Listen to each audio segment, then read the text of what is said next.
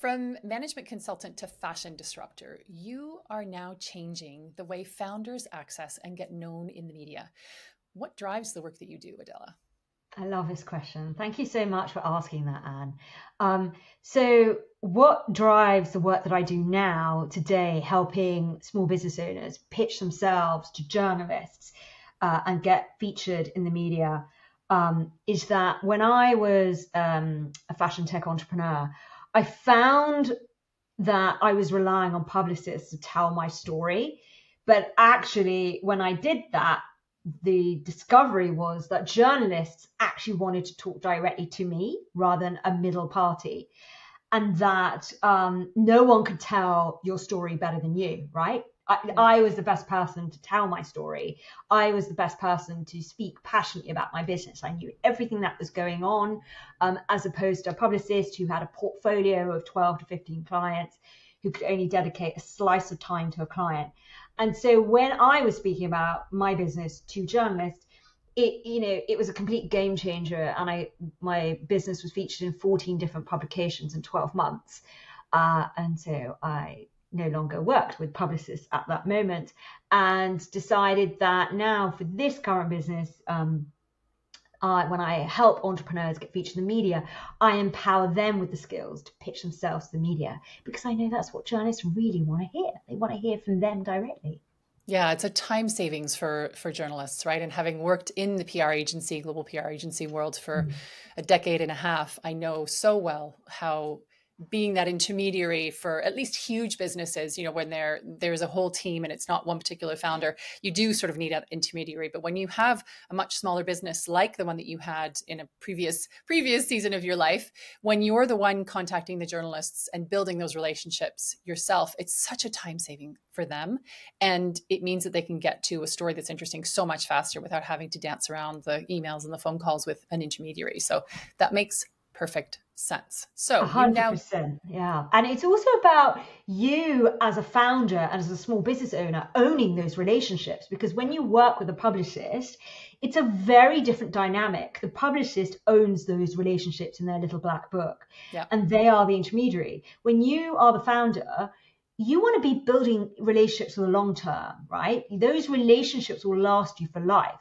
So when you are pitching your business directly to a journalist, if that journalist doesn't feature you in the very first pitch, what you may end up finding, like I did, is some journalists will end up featuring you 18 months later, 24 months later.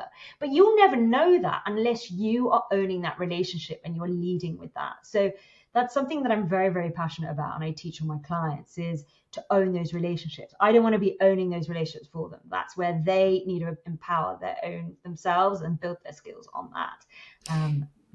You teach your clients to own those relationships, to forge those relationships, to initiate the relationships, which is probably the most terrifying thing for someone who hasn't worked in the media space, to approach journalists whose byline they see in the newspaper or they see online, or whose voices they hear on the radio or faces they see on the television.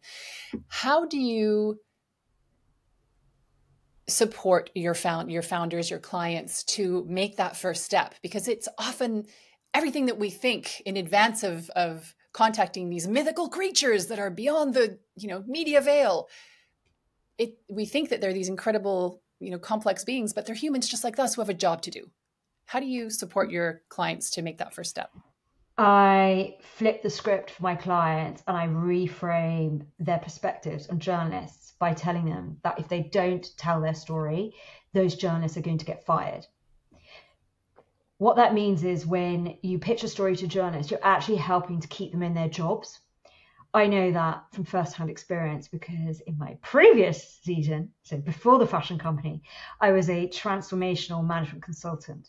What that meant was that one of my clients was a well-known company called Sky, specifically Sky Sports News, and I was hired in to transform Sky Sports and Sky Sports News on a big multi-million-pound project. And unfortunately, when the management consultants come in, hint for anyone who might be corporate, is that it's typically the phrase used as winter is coming. And what that means is there are going to be big cost-cutting exercises down the line, and people former people who were like myself, right? They'll come in with their clipboards and they'll analyze which teams need to go, which teams are not productive. And so that was my job in Sky Sports News, was to transform the culture and work out where there were unproductive journalists who were not giving those stories. And that was really tough in a 24-hour news channel.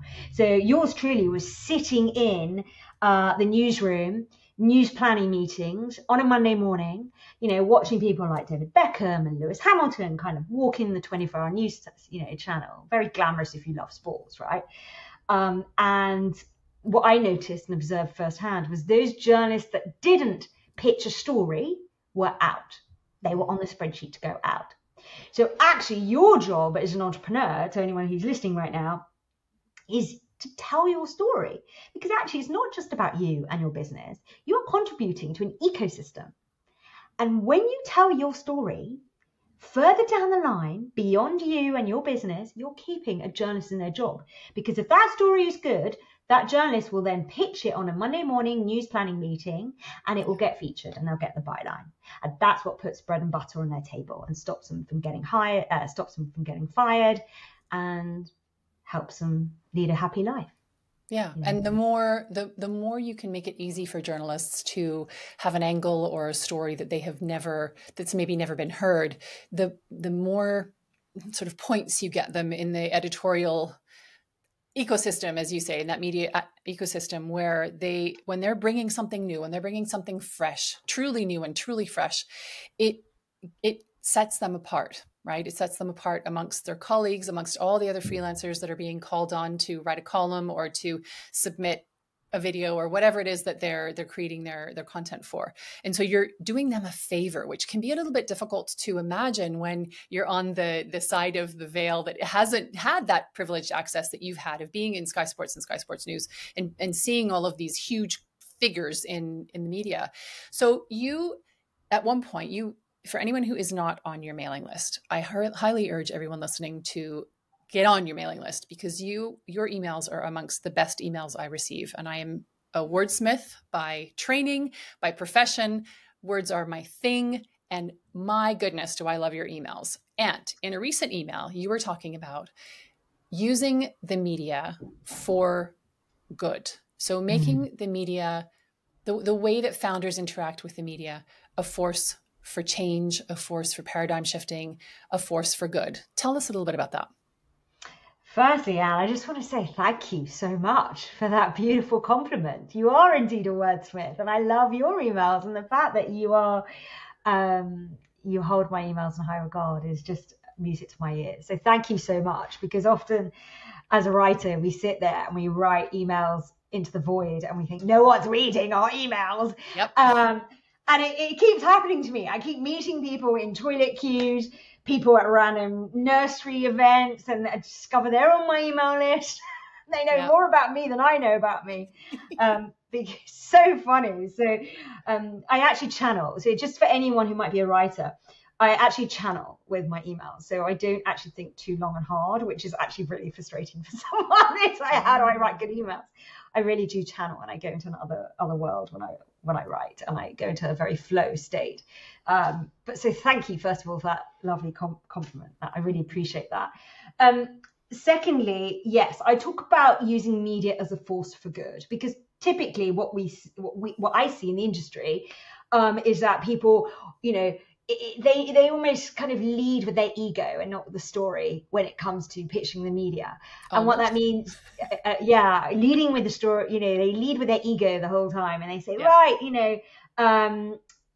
it's all about me and my business, and that's all anyone ever wants to hear about. And then they never hear anything back from the journalist or whoever they're pitching to, which is actually what I tell my clients that I work with is lead with the story and not your ego. I.e., what is the story that needs to be told in the world right now? What do people need to hear about right now? And use the media as a force for good. So inside my media mastermind, I tend to attract a lot of health and wellness entrepreneurs. So I attract a lot of doctors, healers, psychologists, and I love that space because people need support. So a good example of using media as a force for good is a really beautiful example, very heartwarming, is that when sadly the Ukraine war broke out, one of my clients, Dr. Anna Colton, she's a psychologist, a child psychologist, and she typically pitches stories to the media and gets featured in the media about child anxiety, children eating disorders, kind of heavy, gritty topics like that. But when the war in Ukraine broke out, she pitched a simple story to This Morning, and she was featured that morning. She had to go to the studios, and she was on the couch. And the story that she pitched and was speaking about on the couch was how to talk to your child about Ukraine. Right? Because if you live in a diverse city, like London, for example, you will probably find in a school playground that there will be both Ukrainian children and Russian children present. And what do you do then in your class, right? How do you talk to your child about A, there's a war, and B, actually there are people from either sides of that war in the playground? That's a very, complex conversation to have. And so what Anna did was pitch that story and was featured in the media because she broke it down from a child psychologist perspective. She gave parents 5 tips on how you sit down with your child at the end of the day and talk to them about the war in Ukraine. So that is a beautiful example about how you use media as a force for good, right? It's about tapping into what is happening in the world right now and how can you help people who need support, who don't find experts in their, social circle because it doesn't exist. And how can you, as an expert, be of service to others and share your guidance? Does that make sense? Absolutely. Absolutely. It makes sense to me. And I'm sure that it's going to make sense to everyone who's listening. And a key piece that you didn't mention there, but that you have written about and spoken about a lot is the importance of something that we often forget, especially for founders who have a business that they've birthed from nothing, which is most of us haven't usually bought a business. We're so invested in the story around the business, in the genesis of the business, in the vision, mission, values of the business, the products we sell, the support we can offer, that we often forget to listen. Can you talk a little bit about the importance of listening and how when you listen as a business founder, that really is the key to increasing the likelihood of building the relationship with a journalist and then being featured maybe once, maybe multiple times? Yeah, 100%. Such a great question. Yeah. So entrepreneurs typically are the people who like to speak a lot, right? They like to speak a lot about their business because they feel, right, if I don't broadcast my business, if I don't tell everyone about my business, I won't get the sales. But actually, yes, it is important to tell people about your business because if you don't tell people about your business, no one will know you exist.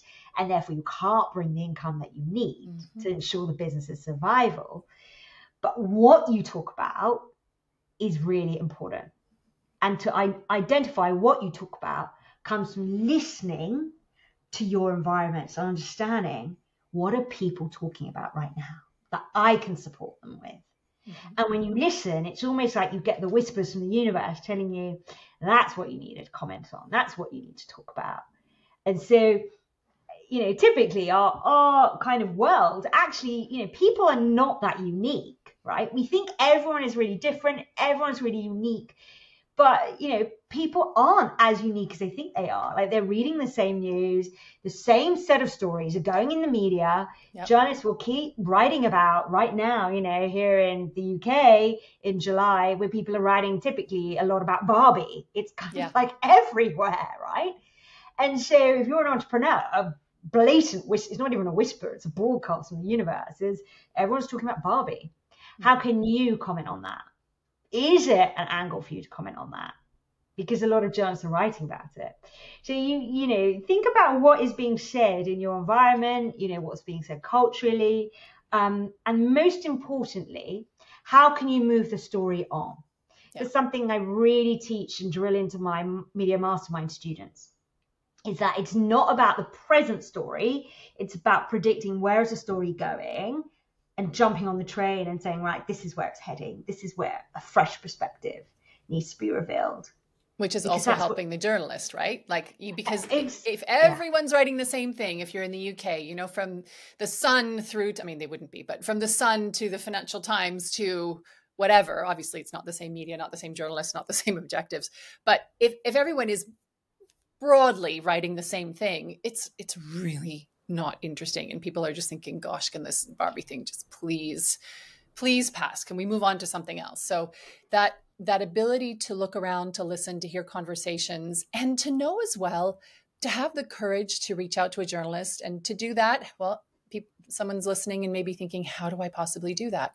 You can go onto websites. You can find contact details. You can find phone numbers. You can phone, old school, phone an editorial desk and ask for an email for this person, or ask for a phone number that you can contact them on so that you can give them your pitch. And just remember that the person on the other side really is a human with a job to do, no time, massive pressure, and they need to get something fresh. So as you're saying, how can you move that story along? Now, 100%. And also, it's also about listening to the journalist, consuming their work and reading their work. And that's actually, it's not even journalists, right? It's to podcasters, anyone you're pitching to. So if I'm going to get really meta here and very direct, the reason I responded to your pitch to me, Anne, about coming onto this podcast was because you gave me evidence in the pitch itself that you read my emails. Like, if I am probably one of the hardest people, despite I teach pitching to my students, to my clients, to my entrepreneurs, because I'm probably one of the hardest people to pitch to, and I give them everything, right? And for you, what you did, I ignore most of the pitches that come in my inbox, to be honest. The reason I've replied to your pitch, you gave me evidence that you are on my email list. You're quoting right now. Let's get meta here. You're quoting right now items from my email list. You're giving that evidence. That, for me, as a writer, makes me feel seen and heard. So if you're an entrepreneur listening right now and you're thinking, actually, I really want to be featured in this column by this journalist, the best thing you can do, this is the number one tip you have to do, read their column and email them a compliment and tell them why you enjoyed reading the column in that week. What was it about that story that resonated with you? No ask. No ask. You can do it in an ask as well. If this is one of the strategies I teach my clients, my media mastermind, is, layer in the compliment into the pitch and give evidence that you know their work. And that will move your pitch into the upper, top 5% of pitches the journalists will receive that day. It's so simple, isn't it? But it's human. It's about building human relationships. And it's about, yes, as you've just said, it's about making sure to the best of your abilities that the person on the other end of the conversation feels heard, seen, honored. And that just means that it opens them up to potential conversation and relationship. I want to circle back to something that you said earlier, which is that we have the sense that everyone is so unique and different, but broadly we're all the same. However, when you had your previous fashion tech business, you were featured in the media, and you were one of very few women of color to be featured in the media at that time. And there is still a gross disproportion of guest experts, of commentators of all, in all industries, from a diverse range of people, be it skin color, what education level, language, sexuality, gender, all of the things. Yes. And you shared recently that you're interested in leading a media revolution. Yes. To break cycles, drive change, disrupt, speak up, and leverage the media as a force for good, but also for representation. Talk to me about why it is, it feels like an obvious question, like as much as the nose on your face, but why is it so important for the media to have a more diverse range of guest experts, commentators in the coverage that they're sharing? Love this question. It's to stop the echo chamber, right? Because if we all see the same content with the same people, we're not reflecting the true diversity of the population. We're only representing a small microcosm of the population. And actually, it ends up skewing people's perspectives and opinions. So if the media is not truly diverse, frankly speaking, you end up dumbing down the nation. Yeah. because you're removing the ability for each individual in a population to think critically for themselves and to understand that there are fresh perspectives that you might not agree with. One of the most, I mean, this is going to sound controversial, but one of the most interesting conversations I ever had in my life was from a friend who was from Kansas, who was a Trump supporter, and she was living in my home, and we were very good friends. But we had different perspectives on that, and she explained her perspective and where her thinking came from. And I actually thought, yeah, I can kind of get, like, I don't agree with her opinions, but I have the confidence and the ability to have that conversation, right? Yeah. And so that's really important, right? Is to not dumb down a nation with just one kind of monotonous way of thinking. Mm-hmm. And also, it's about improving our own brain power so that we do become a more risk-taking nation. We are more productive, because if everyone thinks the same way, research and data shows that if you don't have diverse thinking when it comes to things like creative problem solving, you end up coming up with the same solutions, and that actually has a really significant problem for the nation. We end up becoming less productive as a nation.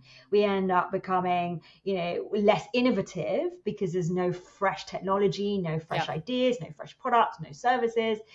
And that's dangerous. That's very dangerous from a long-term perspective. So it's really important that we start off at a micro level. And, the science for me and the science for others is when you're typically scrolling on Instagram, does everyone look and sound the same on your feed, right? Mm-hmm. If you're going to group events, does everyone look and sound the same? And if that is, that's a question for you to ask yourself, should I be going into new groups? Am I being dumbed down here? Like, come on, let's have a blunt conversation. Am I being dumbed down here? Is everyone just saying the same thing? Do I even think critically about different perspectives here? Yeah. So this is, this operates on a micro and a macro level. I did economics at university, so it always comes down to productivity and GDP, but it's true. Like, if we had to get really nerdy here, one of my favorite people I ever pitched to was Martha Lane Fox, Baroness Martha Lane Fox. And she said the UK is actually declining backwards in terms of productivity since the 80s. It was actually more productive in the 80s in the UK than it is now. Wow. Such a depressing statistic, right? It is. But that comes down to us as individuals being very productive, thinking critically, and asking for fresh ideas. And having the confidence. I think that there's something about having the confidence of the integrity of our being and of our knowing for ourselves, and not feeling threatened by even having a conversation where someone may say something that feels uncomfortable. And this is something that I say this as, a white woman, full to the brim of privileges, being in situations where that feel, quote, uncomfortable is the best thing I can do for myself and for the people standing to the left of me, to the right of me, in front of me, behind me. It's the most useful thing that we can do, is to learn to be with discomfort, not to flee it to the extent where we can't even hear someone else's ideas because they feel threatening. I mean, there are extreme ideas that are terrifying and that I'm not necessarily able to be in space with. But as you said, you had this friend in your home who was a Trump supporter talking about her perspective, and you were strong enough in your knowing and in your integrity, and you had enough trust in your friendship that there was space for you to have that exchange. And I think that what a lot of that dumbing down comes from the loss of listening, which is what we were talking about earlier, the loss of the ability to listen, which is a talent, and it is something that we can learn. The loss of the ability to listen and to be able to be in discomfort, either our own discomfort in the face of something someone says to us that we disagree with or that we find a bit shocking, or the discomfort of someone else if we have an opinion that isn't, or a perspective that isn't theirs. And so to have that breadth of perspectives, of ideas, of ways of thinking, but also What I thought you would say, and your answer is really interesting to me, because what I thought you would say is that it's super important, and this is what we often hear and see, you can't be what you can't see. And that feels a little facile as an expression, but there is, I feel, a grain of truth in it. And the place, my biggest experience of that was when I was in my early 30s, late 20s. My father lived on a barge. He had bought himself a barge in Enkhuizen in Holland. And he had refurbished it with his partner, and they had sailed it across the English Channel. This is a Canadian who had never boated in his life. Sailed it across the English Channel because that's a good idea. It's a shipping channel. Got a little sketchy there at times. And they were living in London, and then they shipped back across, and they were living in Paris. And I remember going to see him, and I had seen an article in the Time Out Guide to Paris back in the day when we had those books. And it showed that there was every Thursday night at 9 p.m. in the summer, there was a rollerblade through Paris, back when rollerblades were the hot thing. And I packed my size 41 rollerblades in my suitcase, took a lot of space, and came across to Paris and went to that rollerblade. And there must have been 5,000 people there. And I was in the middle of this rollerblade at night in a city that I didn't really know, felt so energized, and we started skating. And so we skated and we skated and skated. We went through this area and we came around Cimetière du Père-Lachaise, and there was a downhill. And I thought, oh my God, this is going to end. It's all going to end very badly. But the group held itself and communicated with arm signals up and down. And through the downhill, we were mostly all okay. I saw some spectacular falls, but the other place where I really had to borrow the courage of the people who I saw in front of me who were doing it, and therefore from seeing it, I could do it, was over cobblestone streets. Cobblestones and rollerblades, not a great combination. But if you're going at a fast enough clip and the cobblestones don't last for miles, you can actually cross the cobblestones just fine. And it was seeing other people doing the thing that had I been by myself, I would have stopped dead. There was no way I would have like tried to walk across the cobblestones with my rollerblades, gripping onto posts and whatever. But because the people in front of me just went for it, I could become what I saw.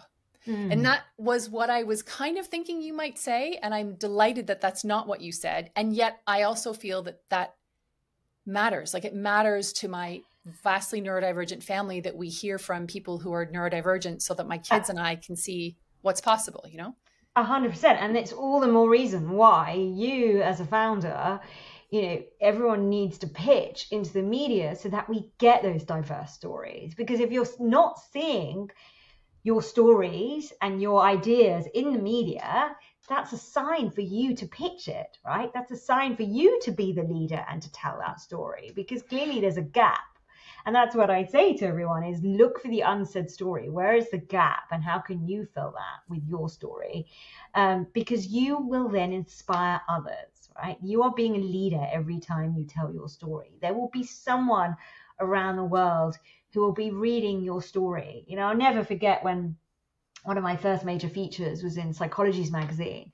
And I thought that the magazine was only, its readership was limited to Europe. And I thought, great, I'm talking about vision boards. This was in 2016. I gave an interview on vision boards and how it helped me start up my last business. And I received the most incredible email from a woman in Singapore saying she'd been inspired by the article to create her own vision board, to make changes in her life. And it was just absolutely remarkable that I could be sitting in London, doing a photo shoot here in London, and someone on the other side of the world in Asia is being inspired by my story. I just couldn't get my head around it back in 2016. So it's so important. You never know who you're inspiring with your story. And often we are too close to our own stories. And we think, well, no one's going to learn from that. But actually, everyone is at different stages of their life, different learning, parts of the learning curve. You have the power to help someone today. So why not be of service and support others by telling your story? I could talk to you all day, Adela, and I have 700,000 million more questions to ask you. However, I think that is a great place to end our conversation. Why not be of service by sharing your story? Thank you so much for being my guest today. Thank you so much, Anne. It's been a real pleasure. Thank you. Speak soon.